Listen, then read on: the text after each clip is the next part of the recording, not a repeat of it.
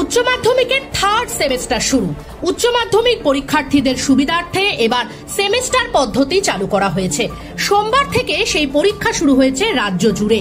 জীবনের দ্বিতীয় বড় পরীক্ষায় পরীক্ষার্থীদের মনোবল বৃদ্ধি করতে তাদের শুভেচ্ছা জানালেন বীরভূম জেলা পরিষদের সভাধিপতি কাজল শেখ ও নানুর বিধানসভার বিধায়ক বিধানচন্দ্র মাঝি। এদিন নানুর সিএম উচ্চ বিদ্যালয়ে পরীক্ষার আগে স্কুলে প্রবেশের সময় প্রত্যেক পরীক্ষার্থীদের হাতে পেন, জলের বোতল ও গোলাপ ফুল তুলে দেওয়া হয়।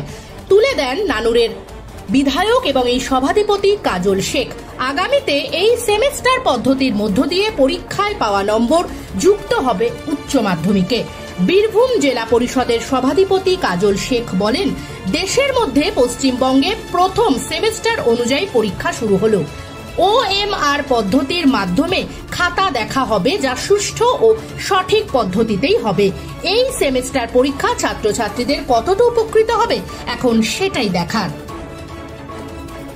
আজকে প্রথম সূচনা হলো সারা পশ্চিমবঙ্গ জুড়ে প্রায় 7 লক্ষের উপর বেশি ছাত্রছাত্রী পরীক্ষা দিচ্ছেন। আমরা এসেছিলাম ছাত্রছাত্রীদেরকে শুভেচ্ছা জানাতে। আমাদের সঙ্গে আছেন আমাদের শ্রদ্ধেয় জেলা সভাপতি মহাশয়। উনি প্রত্যেকের ছাত্রছাত্রীর হাতে গোলাপ ফুল, জলের বোতল এবং পেন তুলে দিয়ে তাদেরকে শুভেচ্ছা জানালেন, জীবনের পথে এগিয়ে যেতে উৎসাহ দিলেন।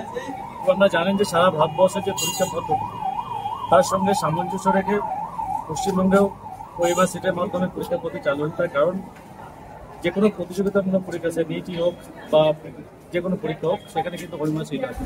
সারা ভারতবর্ষের যে অঙ্গরাজ্যগুলি আছে তার মধ্যে এই বাংলায় এই প্রথম এটা চালু করলো। এই আজকে সারা বাংলায় প্রায় 7 লক্ষ ছাত্রছাত্রী অংশগ্রহণ করছে উচ্চ মাধ্যমিক পরীক্ষায়। এক একটা ছাত্রছাত্রী 5টা করে সাবজেক্ট, কারো 6টা সাবজেক্ট আছে। সেই হিসেবে প্রায় 42 লক্ষ খাতা সেটা দেখা হবে কম্পিউটারের মাধ্যমে। অর্থাৎ কোনো টিচার এই এক্সাম যে পরীক্ষা দিচ্ছে, এর খাতা পরীক্ষা যে খাতা, এক্সামের যে খাতা যেটা টিচাররা দিয়ে দেখতো, সেটা দেখবে না, এটা কম্পিউটার দেখবে। সব খাতাগুলো কলকাতায় গিয়ে জমা হবে।